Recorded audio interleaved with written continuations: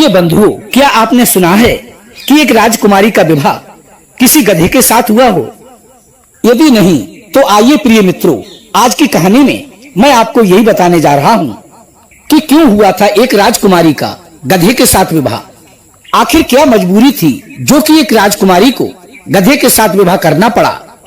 प्रिय बंधुओं, जो लोग हमारे चैनल पर पहली बार दर्शक मेहमान बनकर आए हैं, उनसे मेरा निवेदन है कि आप हमारे चैनल को अभी सब्सक्राइब कर लें, वीडियो को एक लाइक कर दें और कमेंट बॉक्स में हर हर महादेव लिखकर अपनी उपस्थिति का एहसास कराएं। वीडियो को अधिक से अधिक शेयर कीजिएगा ताकि आपके सगे संबंधियों और मित्रों तक हमारी ये वीडियो पहुंच सके। क्योंकि प्रिय दर्शक बंधुओं, मैं आपको वेद पुराणों से जुड़ी कहानियां पहुंचाता रहता हूं। तो आइए आपका अधिक समय नष्ट न करते हुए आज की कहानी प्रारंभ करते हैं। प्रिय दर्शक बंधुओं, आप लोग टाइटल देखकर ही आश्चर्य में पड़ गए होंगे कि एक राजकुमारी का विवाह गधे के साथ कैसे हो सकता है। तो शंका ना करें, बने रहें हमारी वीडियो में। वीडियो की समाप्ति तक आपको अपनी शंका का समाधान अवश्य ही प्राप्त होगा। प्रिय बंधुओं, एक बार की बात है, महाराज इंद्र का दरबार लगा हुआ था और दरबार में अप्सराओं का नृत्य हो रहा था। उस दरबार में किन्नर देवता गंधर्व सभी अपने अपने आसनों पर विराजमान थे। तभी एक पुरोचन नाम का गंधर्व उन नाचने वाली अप्सराओं पर मोहित होकर उसने नाचने वाली अप्सरा के साथ कोई ऐसी हरकत कर दी जो महाराज इंद्र को बिल्कुल भी अच्छी ना लगी। उन्होंने काम के वशीभूत पुरोचन गंधर्व को पृथ्वी लोक पर जाकर गधा बनने का श्राप दे दिया। देवराज इंद्र के मुख से श्राप सुनकर वो पुरोचन गंधर्व कांपता हुआ बोला कि हे महाराज, मेरी मुक्ति की सीमा भी तय कर दीजिए। मैं इस श्राप से किस प्रकार मुक्ति पा सकूंगा। इस प्रकार गंधर्व पुरोचन को गिड़गिड़ाते हुए देखकर देवराज इंद्र कहने लगे, धरती लोक पर जाकर तुम गधा तो अवश्य बनोगे, लेकिन वहां पहुंचकर तुम्हारा एक राजा की राजकुमारी से विवाह होगा और राजकुमारी के गर्भ से तुम्हारे अंश से एक पुत्र का जन्म होगा। उस पुत्र को अपनी गोद में लेने के बाद तुम साप मुक्त हो जाओगे और अपने उस गधे की योनि से छूट जाओगे और तुम साप मुक्त हो जाओगे। प्रिय दोस्तों, देवराज इंद्र के श्राप के कारण वही पुरोचन गंधर्व उसी समय स्वर्ग से नीचे गिर गया और पृथ्वी लोक पर आकर गधे के रूप में परिवर्तित हो गया। एक दिन किसी कुम्हार की नजर उस गधे पर पड़ी तो वो कुम्हार अपने मन में सोचने लगा कि ये गधा 2-3 दिन से इसी स्थान पर घास चर रहा है, अभी तक इसके मालिक ने इसकी सुध क्यों नहीं ली। यही सोचकर वो कुम्हार उस गधे को अपने घर पकड़ लाया और अपने बाकी गधों के साथ उसे बांध दिया। इस प्रकार उस गधे को खिलाते पिलाते काफी समय व्यतीत हो गया। एक दिन कुम्हार चारा डालने के लिए गधों के पास पहुंचा। तभी वही गधा जो कुम्हार ने पकड़कर बांधा था वो मनुष्यों की भाषा में बोलने लगा और कुम्हार से बोला कि हे मेरे मालिक, तुम मुझ पर एक उपकार कर दो, मेरी ओर से एक संदेश यहाँ के राजा तक पहुँचा दो। तुम राजा के पास जाकर कहना कि तुम अपनी पुत्री का विवाह मेरे गधे के साथ कर दो। प्रिय दर्शक बंधुओं, गधे की ये बेहूदी बात सुनकर वो कुम्हार भय से कांपने लगा और अपने मन में सोचने लगा, अगर ये बात किसी भी प्रकार से राजा के यहाँ तक पहुंच गई तो राजा मेरे पूरे परिवार को फांसी पर चढ़वा देगा। ये गधा हमें अवश्य ही किसी न किसी दिन मरवा देगा। प्रिय दर्शक बंधुओं, डर के मारे उस कुम्हार ने वो बात अपनी पत्नी तक को नहीं बताई। धीरे धीरे समय व्यतीत होता गया। कुछ दिन और बीते। एक दिन उस गधे ने फिर वही बात उस कुम्हार से कही कि हे मालिक, यहाँ के राजा से कहना कि वो अपनी पुत्री का विवाह मेरे साथ कर दे। प्रिय दर्शक बंधुओं, इस बार गधे के मुख से ये बात सुनने के बाद वो कुम्हार अपने पूरे परिवार के साथ परदेश जाने को तैयार हो गया।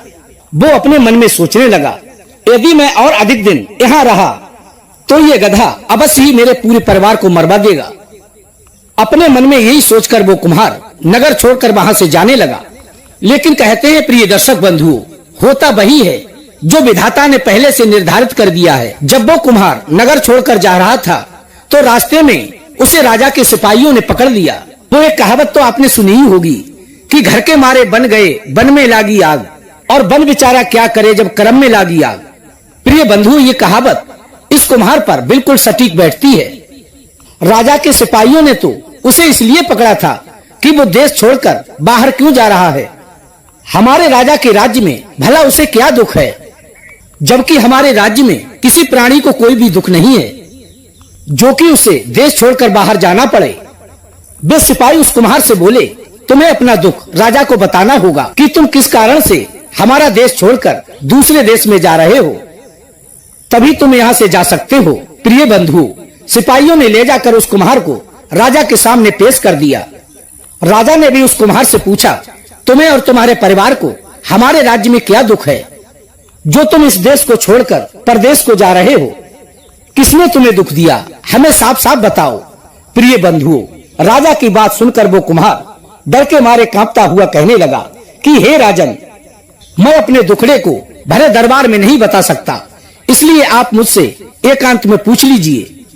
उस कुम्हार की बात सुनकर राजा ने अपना दरबार बंद कर दिया और फिर एकांत में ले जाकर उस कुम्हार से पूछा कि तुम्हें हमारे राज्य में क्या कष्ट है।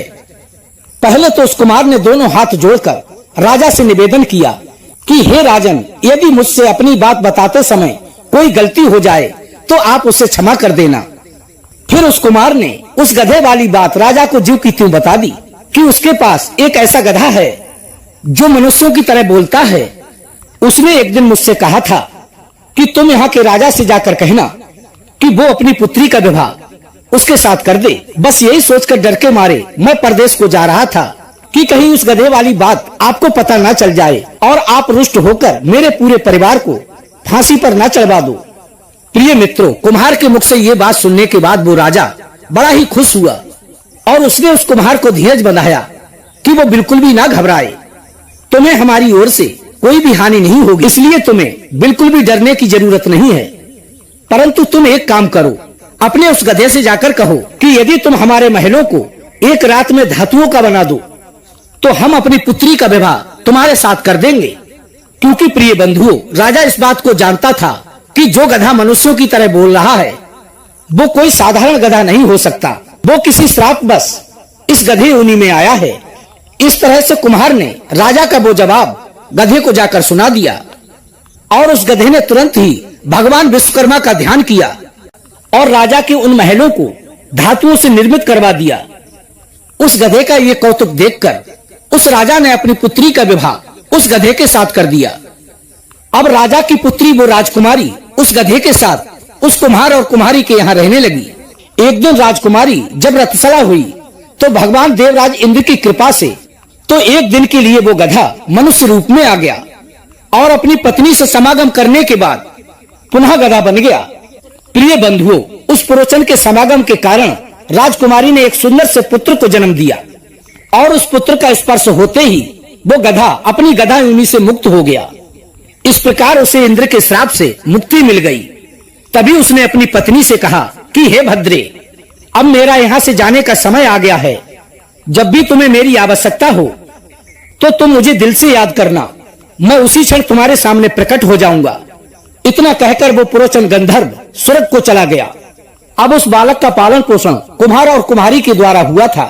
प्रिय बंधुओं, आगे चलकर वही बालक विक्रम के नाम से प्रसिद्ध हुआ और आगे चलकर ये भर्तरी के भाई भी कहलाए। प्रिय दर्शक बंधुओं, यदि आज की हमारी ये कहानी आपको पसंद आई हो तो वीडियो को लाइक कर दें, चैनल को सब्सक्राइब कर लें, हो सके तो अपने सगे संबंधियों और मित्रों तक वीडियो को शेयर अवश्य करें। प्रिय दोस्तों, हम कल फिर मिलेंगे इसी प्रकार की ज्ञानवर्धक चर्चा के साथ। इसी के साथ प्रिय दोस्तों, राधे राधे, जय श्री कृष्णा।